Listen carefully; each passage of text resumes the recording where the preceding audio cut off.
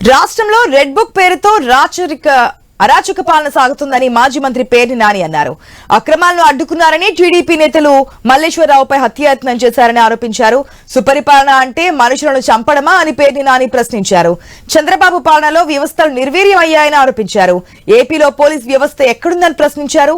ఏపీలో అమ్మాయిల మిస్సింగ్లను పోలీసులు పట్టించుకోవడం లేదని ధ్వజమెత్తారు.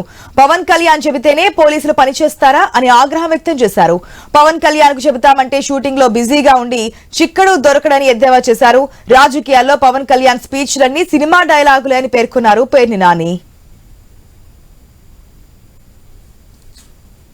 నాగమల్లేశ్వరరావు గారు నిజంగా కిరాతకుడే అయితే, దాడులు చేయించేవాడైతే, దాదాపుగా పంచాయతీ పుట్టిన దగ్గర నుంచి ఇప్పుడు వరకు జరిగినటువంటి ఎన్నికల్లో ఆ ఊరు సర్పంచ్లు ఎవరున్నారు? కొనిగల నాగమల్లేశ్వరరావు కుటుంబీకులు కదా. ప్రతి గ్రామంలో ఫ్యాక్షన్లను ప్రోత్సహించడం, హత్యాయత్నాలు చేయడం, హత్యలు చేయించడం, లబ్ధి పొందడం, టీడీపీకి మెజార్టీ తెచ్చుకోవటం, ఇంత కిరాతకాలు చేస్తున్నటువంటి నరరూప రాక్షస పాలన ఎప్పుడు పోతదా అని చెప్పని ప్రజలు జపం చేసే పరిస్థితి.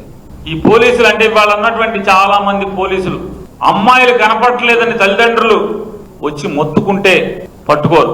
పవన్ కళ్యాణ్ చెప్పాడంటే మాత్రం పట్టేసుకుంటారంట. నాకు అర్థం కాదు, ఇదేం పోలీసింగ్? పోనీ అందరం పవన్ కళ్యాణ్ దగ్గరికి వెళ్దాం, కనపడిన ఆడపిల్లలందరూ మా అమ్మాయి తప్పిపోయిందని చెప్తాకంటే అతనేమో షూటింగ్లో ఉంటాడు, చెక్కడో దొరకడో.